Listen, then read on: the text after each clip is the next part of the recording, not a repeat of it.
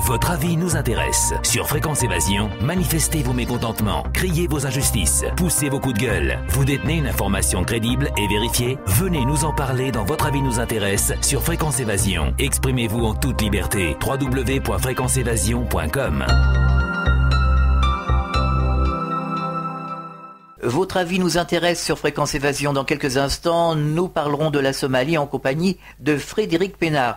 Vous pouvez nous appeler dans le direct live pour pousser vos coups de gueule au 09 79 35 29 60. Vous appelez, vous enregistrez vos messages et ils seront diffusés à l'antenne. Dans quelques instants, nous serons en compagnie de Frédéric Pénard au téléphone. Votre avis nous intéresse sur Fréquence Évasion. Votre avis nous intéresse sur Fréquence Évasion. Frédéric Pénard, bonjour. Pouvez-vous nous rappeler le nom et les objectifs de votre association? Bonjour, effectivement, je travaille pour Solidarité Internationale, qui est une organisation humanitaire internationale d'aide, notamment dans les domaines de l'eau en urgence et de la sécurité alimentaire. Alors aujourd'hui, quels sont les véritables problèmes que rencontre la Somalie et surtout quelles sont les solutions que l'on pourrait apporter? Le problème de la Somalie aujourd'hui, c'est la succession de problèmes depuis de nombreuses années, conjuguée à une conjoncture très particulière cette année, qui est celle de la sécheresse. Donc la Somalie vit un conflit qui effectivement fait que beaucoup de personnes sont isolées et ont de grandes difficultés à maintenir leur capacité d'autosuffisance alimentaire, d'accès à l'eau. Ça, c'est le problème structurel. Le conflit isole les personnes, les marginalise. Et puis, cette année et les années précédentes, toute une succession de sécheresses fait que les personnes ont perdu toute leur capacité à rebondir et à faire face à une sécheresse à laquelle ils étaient habitués, mais pas de façon si serrée. Et malheureusement, aujourd'hui, les gens ne peuvent plus faire face à cette sécheresse et sont complètement dépendants dans beaucoup de régions de l'aide extérieure pour faire face à la sécheresse. Alors vous avez une équipe sur le terrain? Oui, on a plusieurs équipes sur le terrain. Depuis 2007, nous sommes présents en Somalie. C'est très difficile, effectivement, à cause du conflit, de travailler en Somalie. Ces équipes ont acquis depuis quelques années, depuis le temps où on travaille sur place, un savoir-faire pour essayer d'accéder aux populations malgré le conflit. Et donc dans ce cadre-là, elles arrivent effectivement à apporter une aide de façon adaptée. Aujourd'hui, ce qu'on essaye de faire pour faire face à la crise de la famine aujourd'hui, c'est de renforcer encore les capacités d'accès à l'eau, c'est-à-dire en creusant plus de puits, plus de forages, en essayant d'augmenter l'accès à l'eau pour que les troupeaux puissent boire et que la subsistance soit plus facile. Et puis on essaye aussi de renforcer les capacités des familles à acheter de la nourriture, non pas en distribuant directement, parce que ça c'est très compliqué logistiquement et ça serait peut-être pas automatiquement efficace, mais en subventionnant les familles, en les aidant à acheter par elles-mêmes la nourriture qui est parfois disponible sur les marchés, mais à un prix absolument prohibitif. Alors concrètement, comment cela se passe-t-il ? Concrètement, les équipes de Solidarité Internationale sur le terrain travaillent en lien étroit avec les communautés. Il y a très peu d'autorités en Somalie et les autorités sont en conflit, donc c'est compliqué. Le meilleur moyen pour nous, c'est de travailler avec les communautés, d'essayer d'identifier avec elles quels sont les besoins, quelles sont les familles les plus vulnérables, celles qu'il faut aider en priorité. On travaille avec eux pour voir un petit peu de quelle façon on pourrait le faire, et puis ensuite, on recherche des financements, évidemment, pour financer des actions qui permettent à ces familles d'avoir des bons alimentaires qu'on édite et qu'on distribue. Ces bons alimentaires permettent aux familles d'aller ensuite auprès de fournisseurs locaux acheter de la nourriture au prix que propose le fournisseur local. Alors que faudrait-il faire justement pour éradiquer tous ces problèmes d'une manière définitive ? Ce qu'il faudrait, c'est... De toute façon, aujourd'hui, la situation est une situation d'urgence. Donc ce qu'il faut faire, c'est assister les personnes immédiatement. Il faut multiplier ce type d'action, renforcer ce type d'action pour que, aujourd'hui, en Somalie, dans toute la Somalie, dans les zones, peu importe le contrôle de tel ou tel groupe armé, que tous les Somaliens qui sont dans cette situation aient un accès à la nourriture. Et ça, aujourd'hui, ça ne peut se faire qu'avec de l'aide extérieure, qu'avec de l'aide internationale. Et puis à plus long terme, et ça c'est des choses sur lesquelles on travaille depuis des années, il faut renforcer la capacité des populations à lutter par elles-mêmes contre ces épisodes de sécheresse et de famine, et donc renforcer la capacité à développer des cultures alternatives qui permettent d'avoir plus de résistance à la sécheresse, renforcer leur accès à l'eau et puis les aider par elles-mêmes à faire face à cette sécheresse en renforçant leur capacité notamment à garder leurs troupeaux qui sont une valeur, qui sont un capital qu'elles peuvent vendre en cas de coup dur pour acheter de la nourriture. Tout ce genre de choses sont des programmes à long terme. Mais aujourd'hui, ces programmes que nous menions jusqu'à récemment et qu'on continuera à mener dans le futur, aujourd'hui tous ces programmes sont des programmes mis un petit peu entre parenthèses parce que l'urgence aujourd'hui est de donner de l'aide directe. Il n'y a pas d'autre solution malheureusement étant donné l'état dans lequel auquel on est arrivé aujourd'hui. Et à votre avis, est-ce qu'ils vont en sortir un jour ? Est-ce qu'ils vont sortir un jour de la sécheresse? Certainement. Les pluies sont attendues en début d'année prochaine. À cette issue-là, les cultures reprendront. Une certaine autonomie alimentaire va se remettre en place. Les prix vont baisser. Les prix de la nourriture vont baisser. Donc les gens auront plus facilement accès. Sortir des difficultés à avoir un accès durable à l'eau potable, à avoir un accès durable à une certaine sécurité alimentaire, certainement on y travaille depuis des années. Ça nécessite aussi un investissement important de la communauté internationale dans ce pays qui est parfois oublié effectivement parce que étant un pays en conflit et au-delà des épisodes de sécheresse et de famine qui est parfois un petit peu trop oublié. Est-ce que vous recevez de l'aide du Conseil de l'Europe ? On reçoit de l'aide de l'Union européenne, on reçoit de l'aide de différents bailleurs de fonds, on reçoit de l'aide aussi du grand public qui nous a beaucoup aidé en ce qui nous concerne à développer des programmes qui puissent se mettre directement en place dès cet été, dès juillet, dès août, auprès des populations somaliennes. J'ai envie de vous dire, on n'en reçoit jamais assez parce qu'effectivement, on a toujours envie d'en faire plus. Peu d'organisations humanitaires aujourd'hui pour des questions de conflits ont accès à la Somalie parce qu'il faut y être implanté depuis longtemps pour savoir travailler en Somalie. C'est excessivement compliqué. On fait partie de ces quelques-unes et malheureusement aujourd'hui, toutes réunies, on n'arrive pas encore à couvrir tous les besoins des Somaliens du sud et du centre de la Somalie. Alors vous avez un site internet ? Oui, www.solidarité.org. D'accord, donc on peut trouver tous les renseignements nécessaires si on veut aider justement. Effectivement, pour aider, se renseigner, faire en sorte que ce sujet ne tombe pas dans les oubliettes des médias, reste quelque chose d'actuel et c'est quelque chose de dramatique qu'on vit dans la Corne de l'Afrique aujourd'hui. Se renseigner sur le site internet, ça reste une mobilisation très importante. Frédéric Pénard, merci d'être intervenu dans cette émission. Nous en parlerons plus en avant dans un dossier spécial sur Fréquence Évasion. À très bientôt. Merci. Au revoir. Votre avis nous intéresse sur Fréquence Évasion. Dans quelques instants, nous aurons Cécile de Marseille qui interviendra et qui nous parlera de la rentrée. Votre avis nous intéresse sur Fréquence Évasion. Nous avons Cécile de Marseille qui va nous donner son avis. Chaque année, la rentrée des classes, les parents se retrouvent confrontés à des problèmes, à savoir l'achat des fournitures scolaires qui coûtent de plus en plus cher et la dictature des marques imposée à la fois par les écoles et par les ados qui deviennent de plus en plus exigeants. Qu'est-ce que vous en pensez ? En fait, je n'ai que 18 ans. Oui. Qu'est-ce que j'en pense? Les enfants, ils veulent toujours être à la mode et donc du coup, ça devient de plus en plus cher, oui. Et vos parents ont des difficultés justement? Oui. Oui, parce que moi, ma mère est handicapée, mon père travaille seul, donc du coup, nous on est raisonnable parce qu'on sait qu'on ne peut pas se le permettre. Mmh. Et, vous n'êtes pas trop exigeante avec les marques? Non, voilà, parce qu'on ne peut pas se le permettre. Alors le gouvernement propose le retour de l'uniforme à l'école, qu'en pensez-vous? Moi, je trouve ça très intéressant. Oui. Comme ça, il n'y a pas de discrimination envers d'autres enfants. Mais c'est au pied des atémies ou autre chose qui sont ridiculisés parce qu'ils ont des chaussures comme ça, quoi. C'est pas trop rébarbatif quand même de se retrouver avec l'uniforme ou une blouse? Non, tous pareil, la même enseigne. Non, moi je trouve que c'est très bien ça. Est-ce que vous avez un coup de gueule à pousser concernant la rentrée scolaire ou autre chose, ou un autre sujet? Non, pas vraiment. Non? Tout va bien? Oui, tout va très bien. Merci Cécile d'avoir participé à Votre avis nous intéresse sur Fréquence Évasion et à très bientôt et bonne journée à Marseille. De rien. Au revoir. Votre avis nous intéresse sur Fréquence Évasion. Soyez les acteurs de Fréquence Évasion. Réagissez à chaque instant dans le direct live au 09 79 35 29 60. Exprimez-vous en toute liberté sur la ligne des auditeurs 09 79 35 29 60. Pour participer à toutes nos émissions et pour votre promo sur l'antenne, contactez Fréquence Évasion, fréquenceévasion@hotmail.fr. Fréquence Évasion, l'interactivité et la libre expression. Chaque jour sur Fréquence Évasion, dites-nous tout.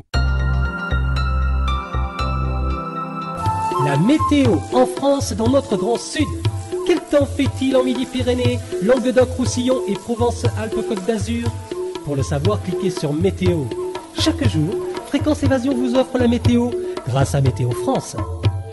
Votre avis nous intéresse sur Fréquence Évasion. Votre avis nous intéresse sur Fréquence Évasion. Nous sommes en compagnie de Chantal Loire, responsable de l'Association française des maladies de la thyroïde. Bonjour et merci de participer à Votre avis nous intéresse sur Fréquence Évasion. Bonjour. Alors, que pensez-vous du non-lieu décidé par la Cour de justice concernant les victimes de Tchernobyl ? Alors, c'est une première dans l'histoire de la République que l'avis d'un juge d'instruction n'est même pas entendu. Donc, notre avocat, évidemment, on a déposé une demande de cassation, mais aussi une observation de non-respect des règles républicaines au niveau de la justice. C'est pas peu de dire qu'on s'en est dans une colère. Oui, bien sûr. Oui. Parce que c'est quand même un procès dans le pays qui a vu naître des gens de conscience comme Cousteau, Bombard et d'autres, qui étaient des éveilleurs de conscience au niveau de l'écologie et du devenir des générations futures. C'est très très grave ce qui se passe en France actuellement. Au niveau démocratie sanitaire, ça fait, après le sang contaminé, la Creutzfeldt-Jacob.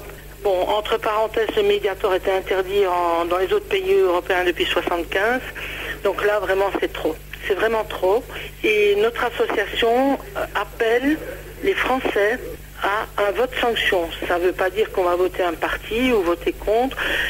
Il faudra que tous les présidentiables répondent à un questionnaire qu'on va leur poser, non seulement par rapport à la poursuite du procès de Tchernobyl, mais aussi par rapport à la considération des pathologies thyroïdiennes, de la prévention et d'avoir une meilleure politique de santé publique. Et vous ne pensez pas qu'ils vont répondre ce qu'ils ont envie de répondre ? Vous dites ce que tout le monde dit. Mais évidemment qu'ils répondront ce qu'ils ont envie de répondre. Mais je pense qu'on arrive quand même à un stade où les gens en ont marre. En ont vraiment marre. Et si les politiques n'ont pas la gouvernance de l'économie, ce qui est certain qu'ils osent le dire. Mais vous savez, heureusement qu'on n'était pas à Paris le 7, parce que déjà au mois de mars, je ne savais pas que les thyroïdes se soignaient par coup de matraque, et je trouvais qu'on avait droit chacun à peu près 30 CRS, mais là, selon les journalistes, il y avait le double. Ah bon? Et là, paraît-il que même les journalistes ont trouvé les forces de l'ordre très nerveuses. Alors je ne sais pas, je ne comprends pas pourquoi tant d'émotions, tant de réactionnels, tant de vigilance sur un sujet aussi chaud. Alors que disent les malades autour de vous? Eh bien, j'ai justement une malade qui est dans notre réservoir au niveau conseil d'administration. Je vais vous la passer. Oui. Oui, allô? Oui, votre prénom? Catherine. Catherine, bonjour. Alors, vous êtes une victime de Tchernobyl?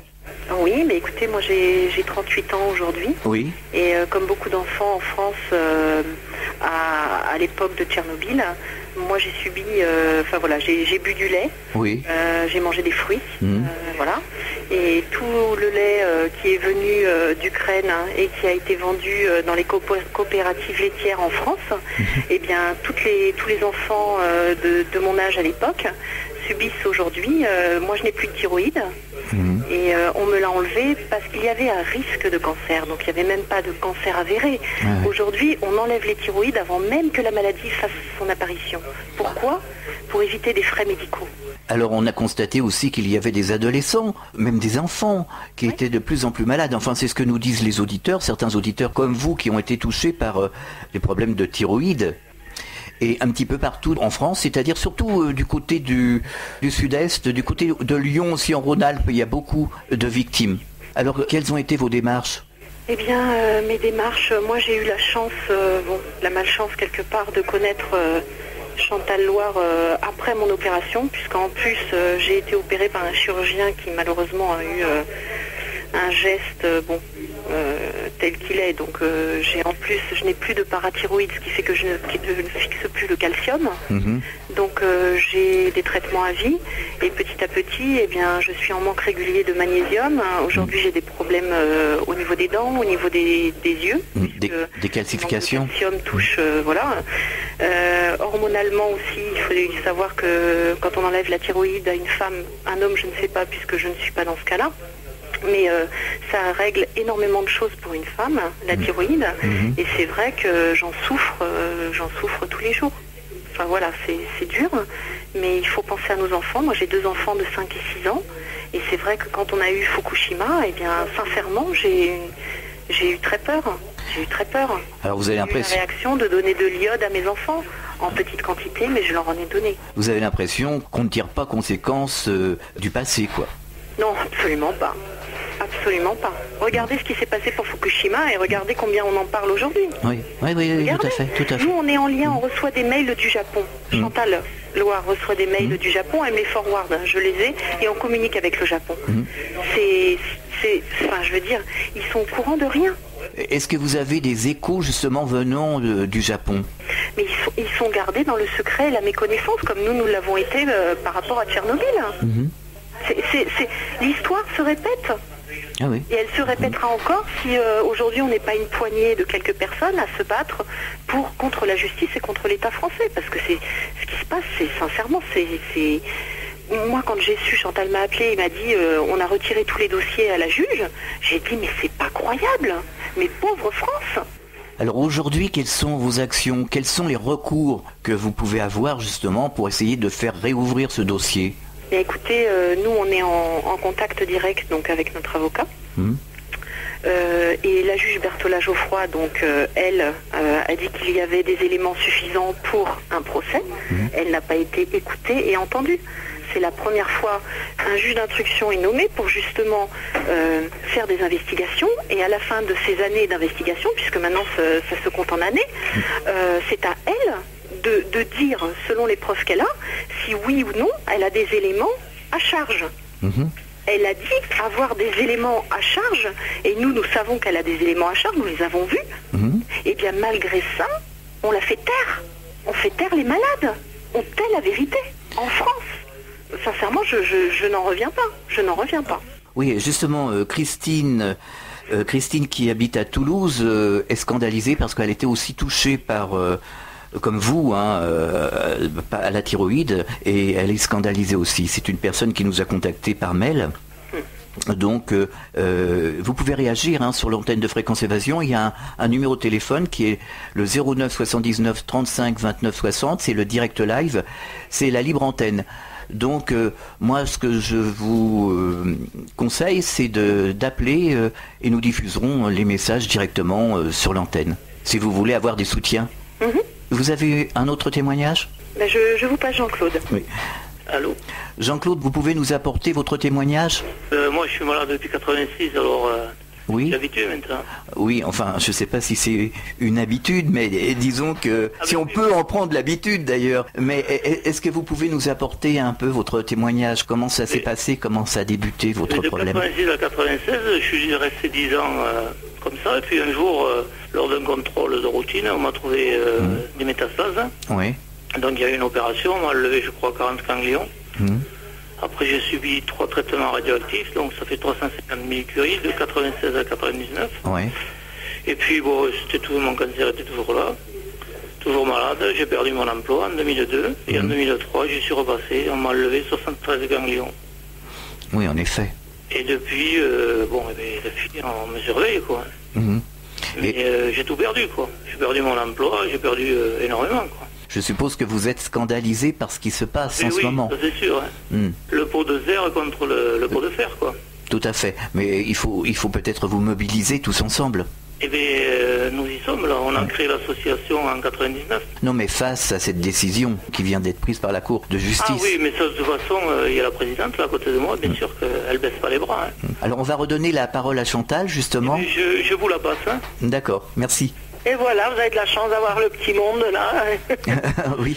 Mais non, c'est sûr, on va aller à l'Europe. Hein. Je suis à Bruxelles dans 15 jours et déjà je vais voir de ce côté-là parce que bon, il y a une plus grande liberté de pensée au niveau des grands professeurs et des médecins qu'en France. En France, il y a une chape de plomb.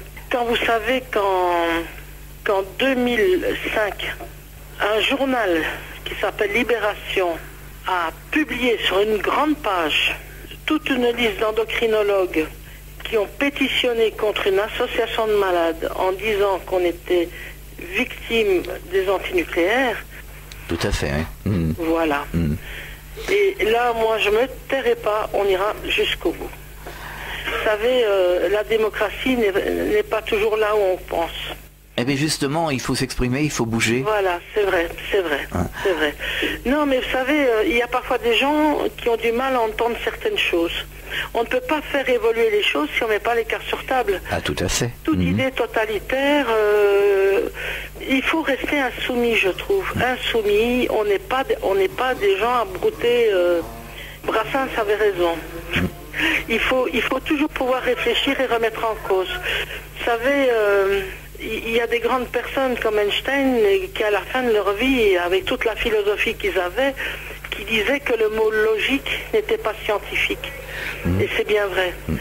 Et c'est qu'il faut toujours remettre en question. On a connu l'amiante, on a connu le charbon, mais maintenant je pense que l'ère du nucléaire doit tourner une page. On ne peut pas dire qu'on va laisser à nos gosses des déchets qui ont une période de vie de 700 000 ans. C'est pas normal. Attendez, vous vous rendez compte, vous avez quand même une personne sur 8 qui est atteinte de la thyroïde.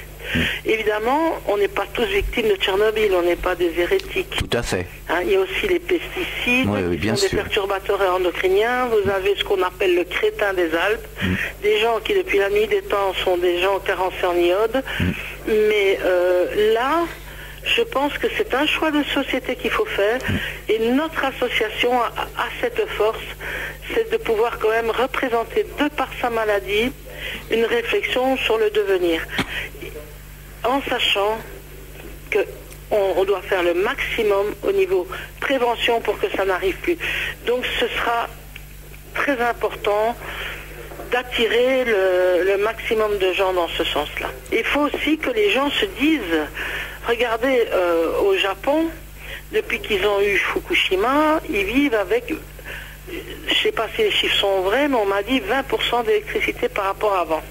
Donc il faut que les gens s'habituent aussi, que l'électricité est quelque chose de précieux, que ça a un coût et qu'il faut le gérer. Et à changer ses habitudes peut-être, changer ses habitudes. Absolument, absolument. Parce que ma fille est au Canada.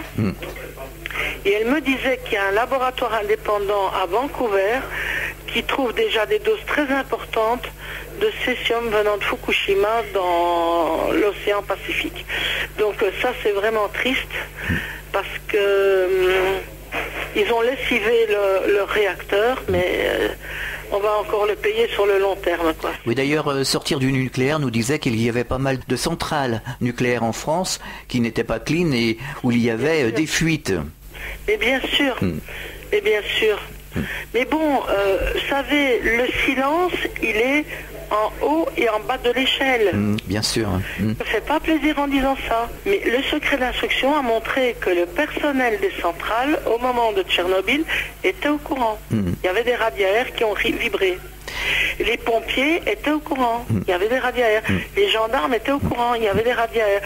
Donc, tous ces gens-là, à un moment donné, ils ont dû se dire dans leur tête, merde, si personne ne fait rien, personne ouvre sa gueule, eh ben, moi j'ai une famille, ils se démerdent. Et c'est cette mentalité-là qui est très dangereuse pour le long terme.